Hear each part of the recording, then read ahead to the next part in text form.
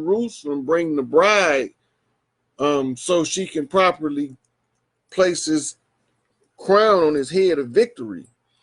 It all tell you in the book. So they got us thinking that this is a book to teach you some religion. No, this is a blueprint for anybody who want to attain Christhood to follow. And that's why they start coming up with the Bible being an acronym, basic instructions before leaving earth, which is the biggest crock of malarkey. But it kind of fit in a regard when it say seek ye first the kingdom of heaven, all these things be added to you, the kingdom of heaven being within. So then you see in there where they're telling you about the path to inner vision, inner enlightenment, and it's saying that when the two eyes become one, then our whole body is filled with light. They're talking about opening your third eye. But then the church tell you that's evil, to raise your kundalini, open your third eye and resurrect your mind, body, and soul so that you can be all that you can be, because they've been taught that by the Catholic Church at the onset. If you don't know where the devil tripped you at, you don't know where he got you tied down. So I'm taking you back. I'm telling you flat out, without just what I'm telling you what they know. And when you know what they know, you know where they deceived you at. They know that any man come about talking about he Christ, land. But the one that tell you that the Christ is a woman, the queen of heaven and earth, and that she gonna come back and crown her son, that's when they gonna tell you he know what he talking about. So when y'all share this, make sure y'all share with y'all preachers so they can say something crazy so I can come in and show them what I'm talking about. All of it right here in the book, ain't none of it hidden. From the judgment to the condemnation to the punishment to the redemption, it's all in there. But it's just a blueprint to follow. It's an extract from the original. It's a Reader's Digest version of an original hieroglyphic text. Now, why would you believe or read or accept hieroglyphics? Go to the book of Daniel, and you'll find that he's reading the writing on the wall. And wherever you find ancient writing on the wall, it's hieroglyphics. It's hieroglyphics. So he was reading hieroglyphics. So when he was reading the hieroglyphics, telling Nebuchadnezzar what it said, that means that it was something about it. What do the natives call hieroglyphics? Medu Neter, which means the writing of God. So if God write on walls in Daniel, why wouldn't he be writing on walls in Egypt or in southern Mexico or in China or in India, where we find ancient writings on all walls around the world? The writing of God, the Medu Neter, is all over the world. Before your script writing, handwriting, and all that, pictographic writing is on the walls. You can't mistake it. It was there first. So they can't tell you that the devil went back in time to undermine the Bible when you can trace the Bible right back to what they say the devil wrote. That don't make no sense. So I'm going to see if we got any questions in here before I keep going, because I don't even know really how far or how deep I'm going to go into this topic today.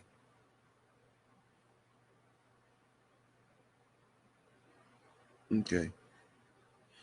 All right, now, so when you're looking at unraveling the mysteries, you have to know how to crack their codes.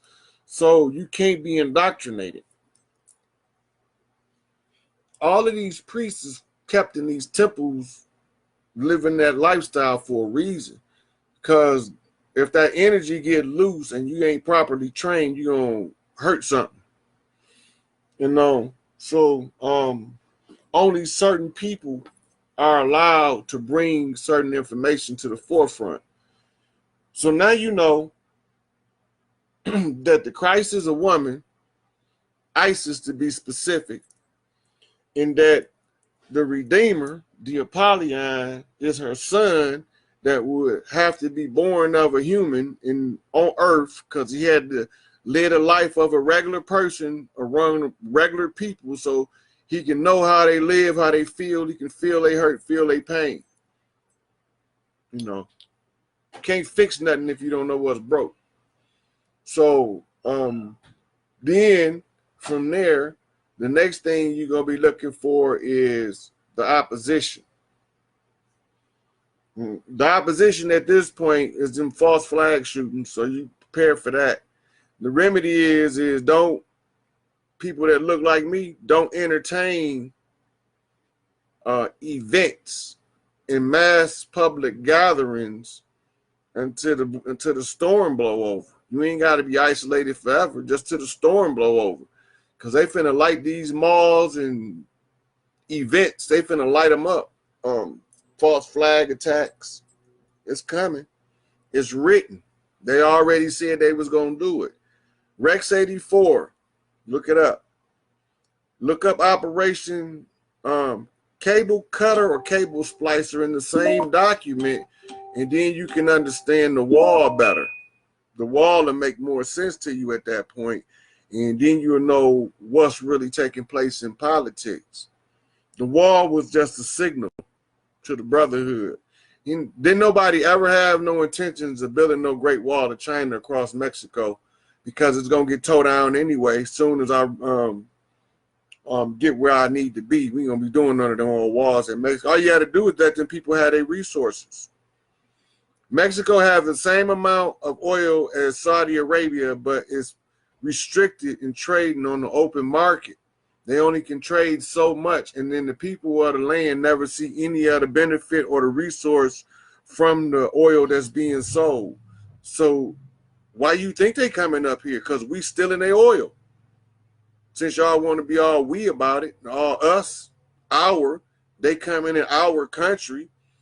You know, they illegally coming in our country. So let's really look at what it is. Why they come over here? Why they don't want to stay there? Because American enterprise under the NAFTA agreement and before under the treaty settlement of the Mexican-American War, which cost Mexico, California, New Mexico, Arizona, Texas, and Nevada in treaty agreement and recessions. So they really illegally impeding upon the treaty agreement of the a Mexican-American War, as they would quarantine the area from Mexicans from coming up on their own land and trying to reclaim it. This was the concern. It ain't got nothing to do with immigration. They know that by birthright, you can't permanently keep them off their land, but through treaty arrangement, you can keep them off their land for a specified period of time.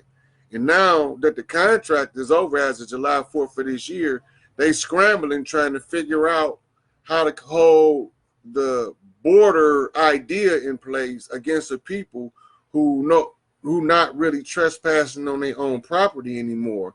So they wanted to build an artificial wall, but the wall was misdirection all of the time, and it was put in the documents that was written by Oliver North, because see, the plan originally was to slaughter the niggas and make them run to Mexico, block them off at the border. That's what Cable Splicer was about the mass extinction of the African American and the building of walls to prevent them from an exodus at the Mexican border.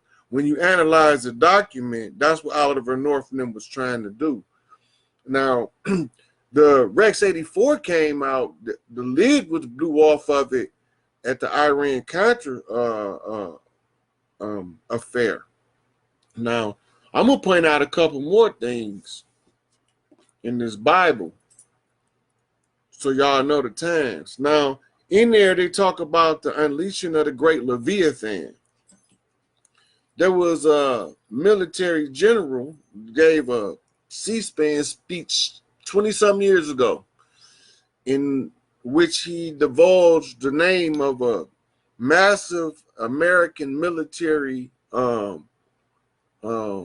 campaign called the Leviathan, and where they would establish a series of military bases around the world in serpentine fashion. And this is called the Leviathan Force. And that is an American creation in what they call the military industrial complex. That's where it's put together at. the Leviathan force. Now remember, in the last days, you were supposed to expect the Leviathan. Well, Leviathan is here. It's the American military contingent that wraps the world in serpentine fashion, according to America's general. It can be looked up on Wikipedia. It's not hard to find. All this stuff is public information. It's not a secret. So what else in there? When they talk about the plagues, they talk about false Jews, Revelations 2:9-10, 3:9-10, where they talk about the works and the tribulation of those who claim to be Jews and are not, but they lying. They're a synagogue of Satan. Well, when you say that, people tend to call you an anti-Semite. I don't have no problem with that if I could find out what an anti-Semite was. But in order to say what an anti-Semite is, you've had to first tell me what's a Semite.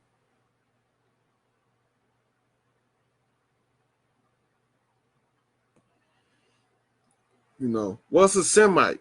You can't call me an anti-Semite till you first define to me what a Semite is. Because wait a minute, if you're a Jew, what that got to do with being a Semite? But if you're a Semite, what that got to do with being a Jew? And if you're a Jew or a Semite, what that got to do with you being an Ashkenazi or a Sephardi or a Khazar? And if you're an Ashkenazi, a Sephardi, or a Khazar, what that got to do with the tribe of Judah or the tribe of Dan? I'm just curious. This is not making no sense to me, so I'm just trying to figure it out. It said in the book they was the synagogue of Satan. So we know that Satan would have to have a contingent that claim to be Jews. Well, the only way this could be true, they would have to have a discoverable, because you got to have the right to discover it, plot to take over the world.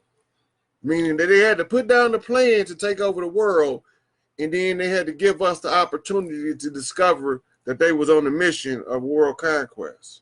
Did this happen? Yep. Protocols of the wise men of Zion. It absolutely happened. Synagogue of Satan. Protocols of the learned elders of Zion. Now, when you bring it up, if you bring that book up, they call you an anti-Semite. Think about that. If you bring up the protocols, they call you anti-Semite. But there's nothing anti-Semitic in the book, so to speak.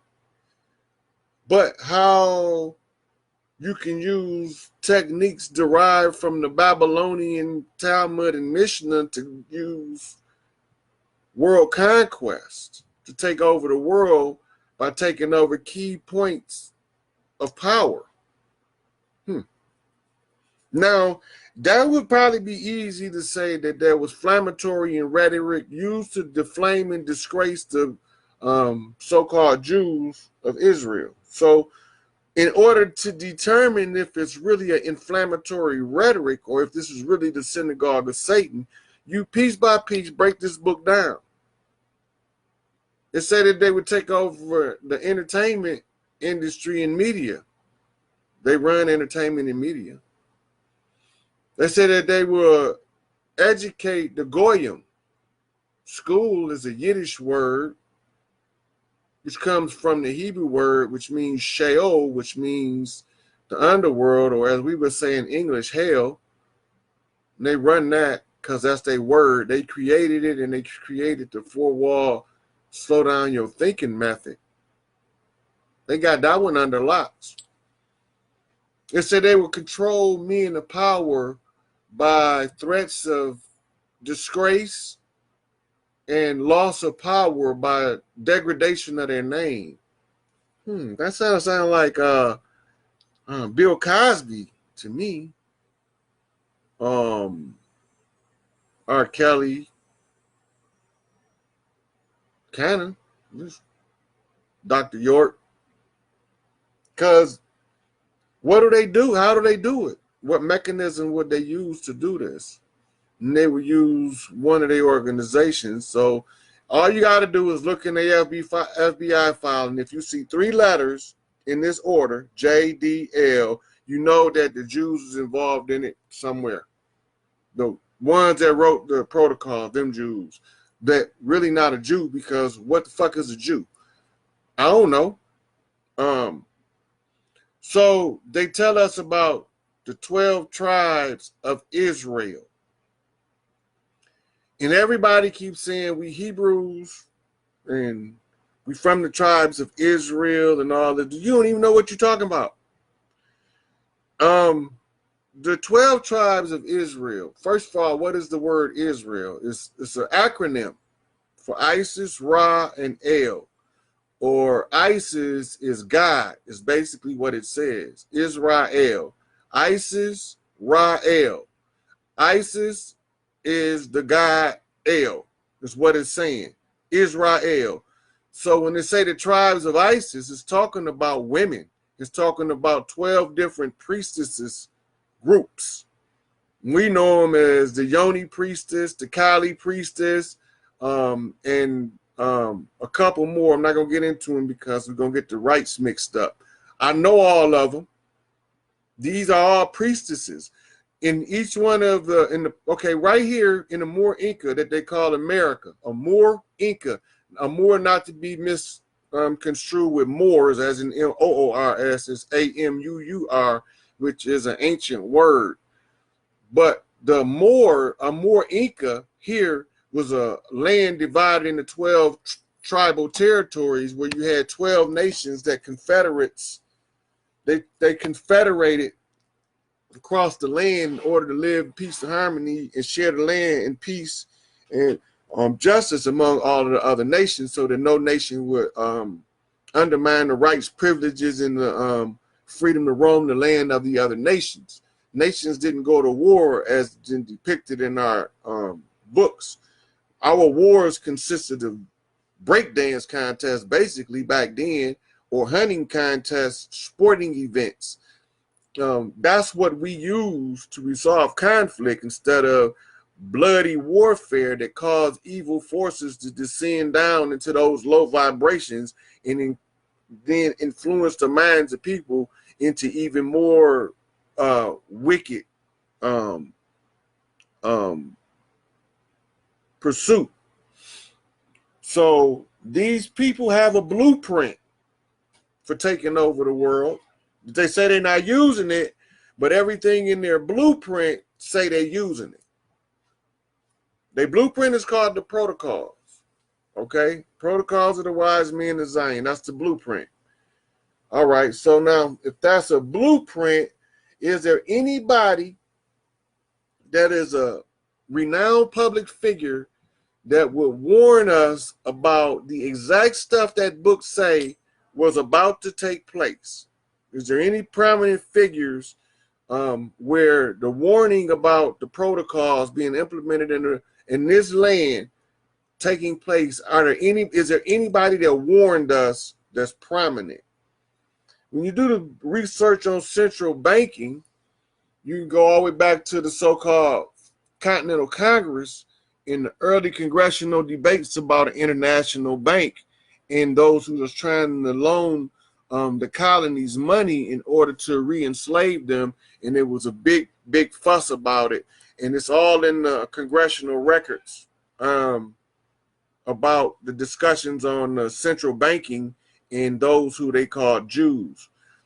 Then again, there's another warning in the early 1900s by Henry Ford in the book called The Wandering Jew, and for some reason that book gets a lot of people's feathers up in the roar. But if you trace the information and ask about the accuracy of the information, disregard the inflammatory attacks against it, just go with see if you can match up what he's saying, and he's pointing out exactly what's being said in the protocols that's taking place. So then the next question would be, is there anybody else that warned us? Well, we got two presidents to note to mention. Dwight Eisenhower warned about the ability to implement the plan of the military-industrial complex by his farewell address, where he warned about how foolish it was of him to sign in the law the military-industrial complex, and how it had the potential to be the undoing of this nation and to put this nation under the control of some nefarious forces. And if you can read his body language and his emotion, you looking at the video of him, he was shook. And he was a military man that had seen about everything, so why was he shook? The next one would be a couple of speeches given by John Fitzgerald Kennedy. One of them is Separation in Church and State, where he was approached by the Jesuits, and he was asked to do the bidding of the Jesuit Society of the Catholic Church, in which he turned them down. And he gave a speech about it called The Separation of Church and State. Then he gave another one about